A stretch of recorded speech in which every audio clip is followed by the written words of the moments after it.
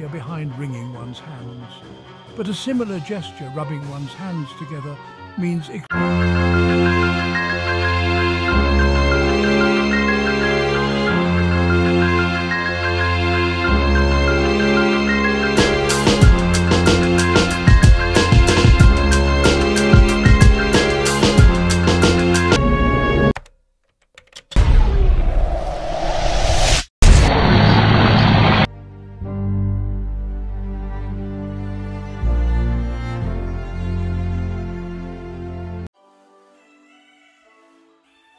body languages. Eyes close as he speaks. This is the same as touching one's eye or rubbing one's eyes. The liar doesn't have to look you in the eyes as he lies or just after. This gesture can also reveal disdain, contempt and pomposity. It is commonly seen in people who consider themselves better than the rest of us. Mouth, lip or nose touching. He barely touches his chin, lip or corner of the mouth as he speaks or just after. With this gesture, the liar declares, "I can't believe I said that," or "I can't believe what I'm saying."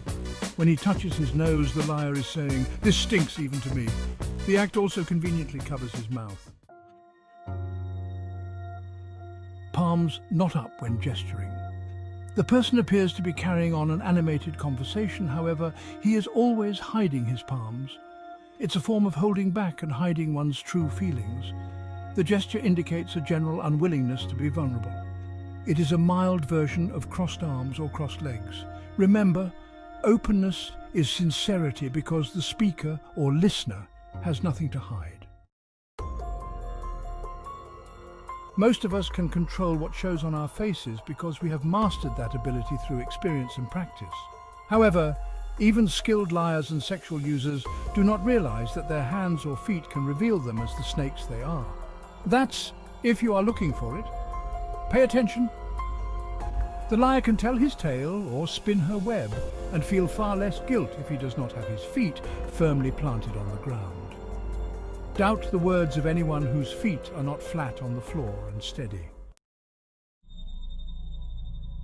As children, females in our culture are taught that it is not proper to wiggle and run around like little boys do to get rid of excess energy. Girls are admonished to sit still like a little lady, so they move their feet and hands. As adults, some eager, excited women fidget and squirm their feet as they hold everything above their knees in a proper, polite posture. Patting oneself usually means the person is trying to reassure himself. It's the same as patting a child gently to let him know everything's going to be okay. It may mean that the person is taking a big risk by talking with this attractive woman, so he tells himself everything will be fine.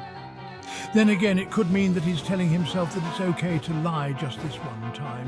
Worry and anxiety are behind wringing one's hands. But a similar gesture, rubbing one's hands together, means excitement and anticipation. The verbal expression that would accompany rubbing one's hands together is "oh boy, oh boy." When someone pinches himself on the hand, it is often an attempt to distract himself from a powerful emotion. It could be guilt about telling a lie. It could be he's trying to hide how excited he is or how nervous and afraid he is.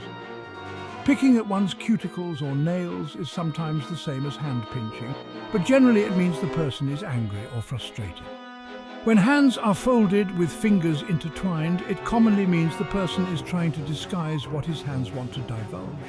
The liar often moves his hands toward his mouth or eyes during or immediately after the lie. Sometimes he rests his elbows on the table and raises his folded hands in front of his mouth and speaks from behind this barrier. These gestures can also mean he doesn't believe that you really are as you present yourself. As always, it takes more data to make a firm decision. Beard or disguise. A few men actually look better with a beard. For example, those with receding chins or pock-marked complexions. Occasionally a man is compensating for a bald head.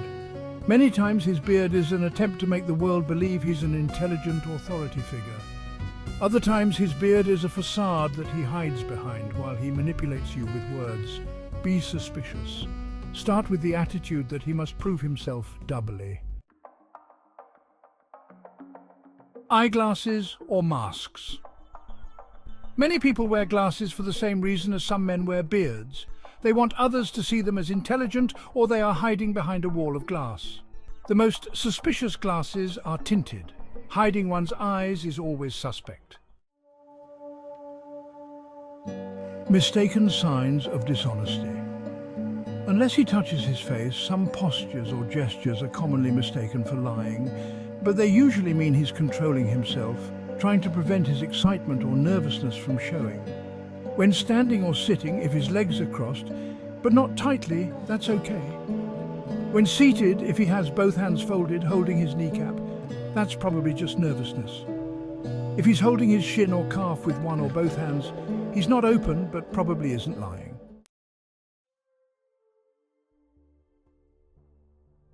Conclusion. Understanding body language is crucial in identifying deceit and sincerity. The subtle cues in gestures and movements can reveal much about a person's true feelings and intentions. By being observant, you can better navigate social interactions and protect yourself from dishonesty. Remember to consider the context and gather more data before making firm conclusions.